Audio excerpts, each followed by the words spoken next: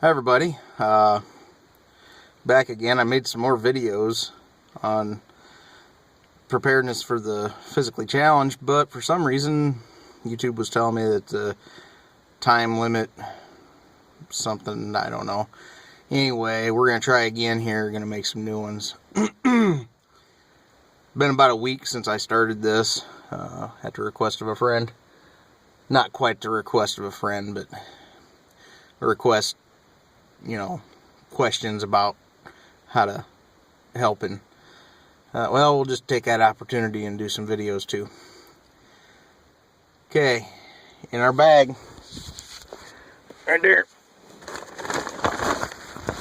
so far we're in the planning stages yet, and we're going to go through a couple things here to help. We've got our tarp. Okay, it's just a poly tarp. Pick them up for a few bucks. This one came from Harbor Freight. It's a 4 mil.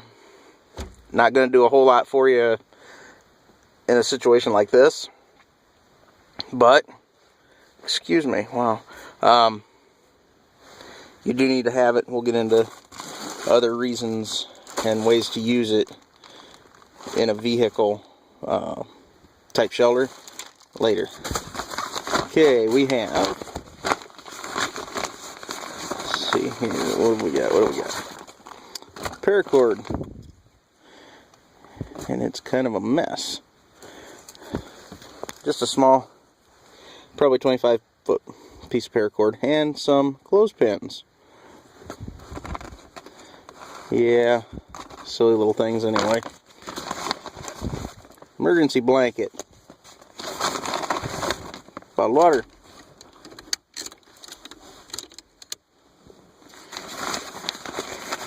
Let's see, what else have we got? Oh, fancy heat. Huh, those little alcohol burners they put underneath hot food trays and banquet halls and whatnot. $1 at the Dollar Tree, I think it was. Yeah, we can use that. Another bottle of water. Let's see here. Energy bar. A little melted. It's been out here in the truck in the sun. It was sunny in the truck till I got out here and started setting up. Oh, fire starter. Okay, but we're not going to use that in the truck.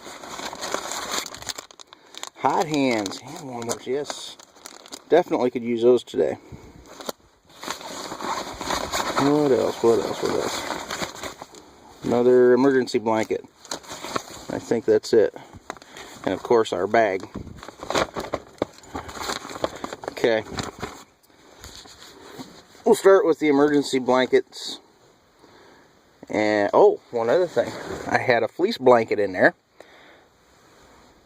but I've already set that up, so we'll talk about that in a minute.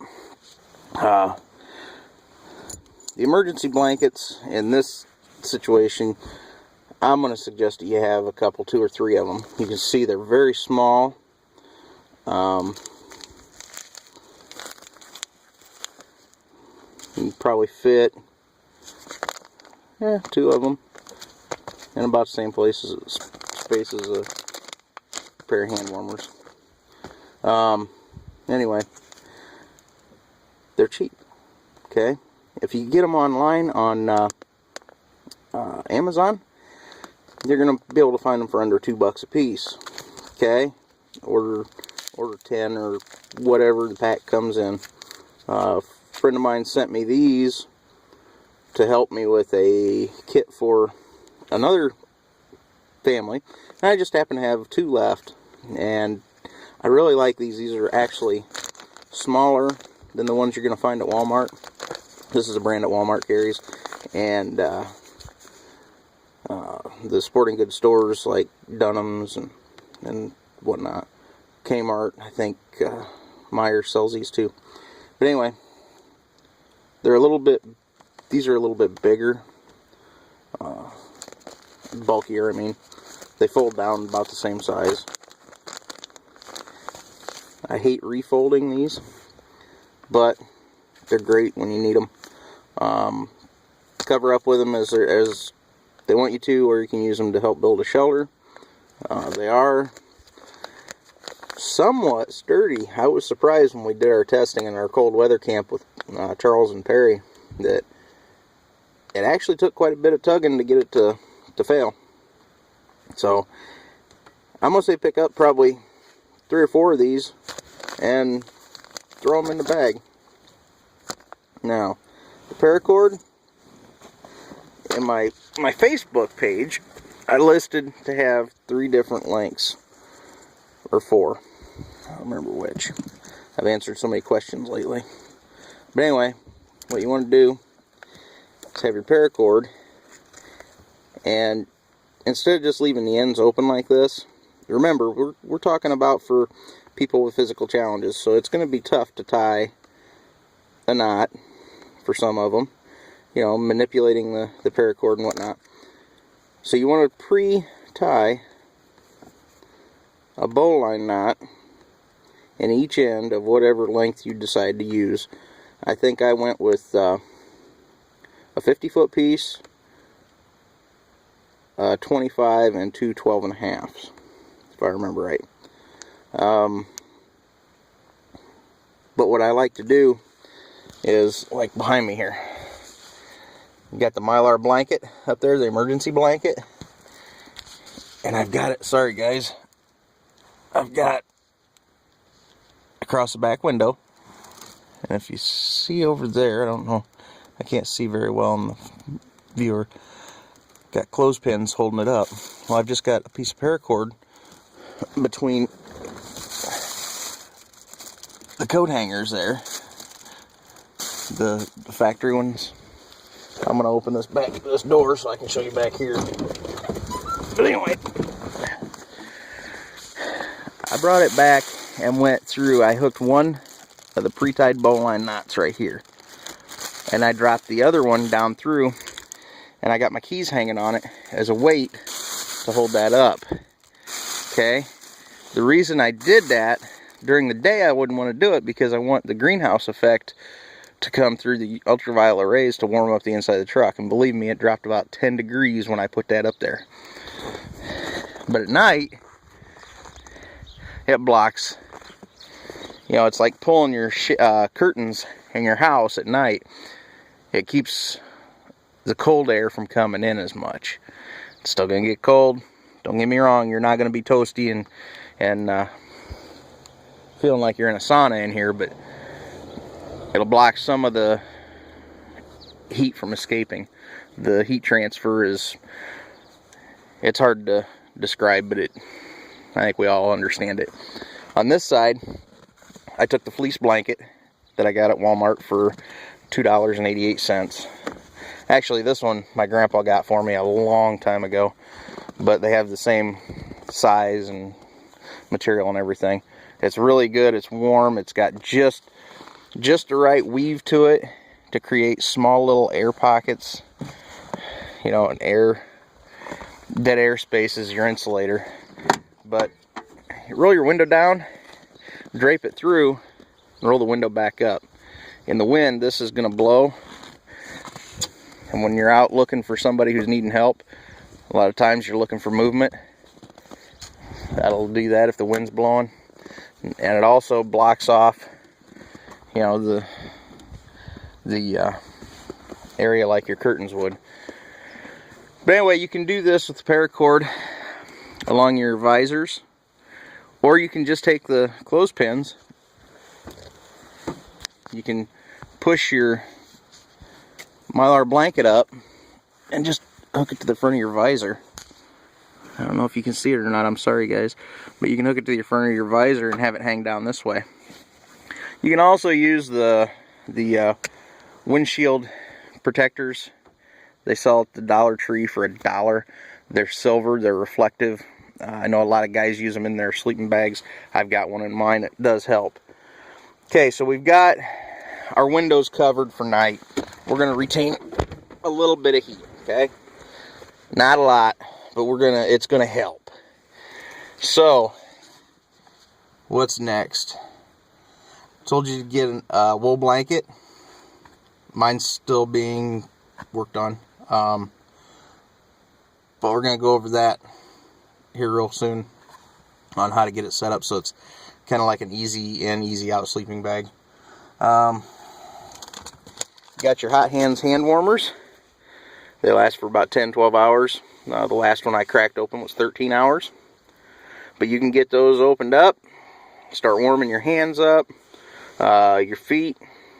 You can shove those right down in your shoes. Leave your shoes untied. You can shove them down in there to warm your feet up. They also have toe and foot warmers sized. They've got big patches for your torso. Yeah, those are good deals right there. And I think a pack of those is like under $1.25 or something like that. We always buy the big packs.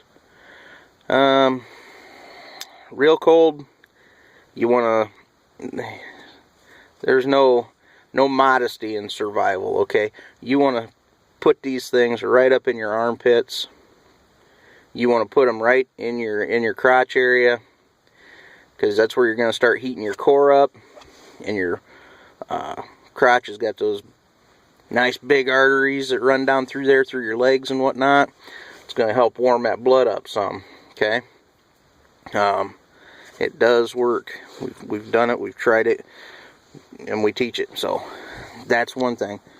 You can also use these if you want to warm up your water.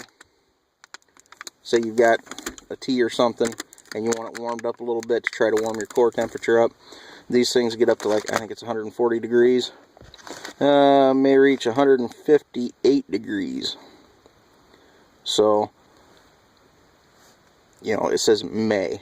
It's not going to necessarily, but you can use it definitely to warm up a beverage. You got your energy bar. You need to get some calories before you try to go to sleep, because that's going to get your digestive juices going. Going to get you a little bit of heat from that. Okay, so we've got our cellar somewhat sealed off. We don't need a tent at this point because we're going to stay in here because we've already got help coming. And when they get here, they're going to knock, whatever, they're going to yell, and you're going to be able to open the door and get out because, you know, we're stuck in like 4 feet of snow out here, right?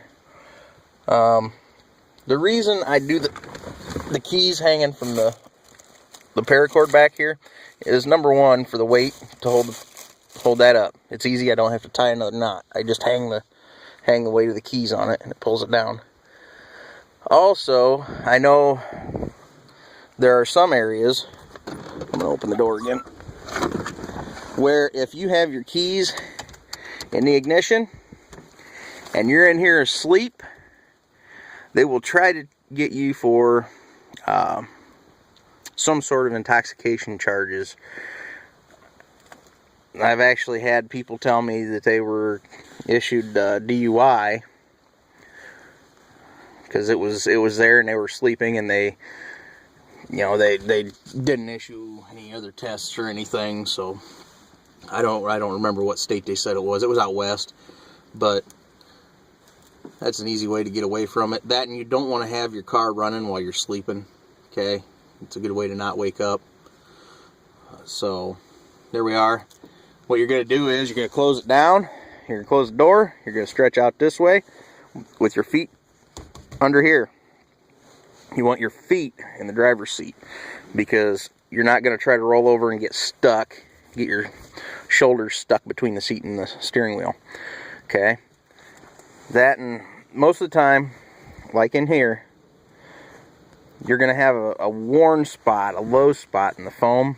And foam is a great insulator. It's going to hold your body heat. You want to have as much of it under you as you can. Okay.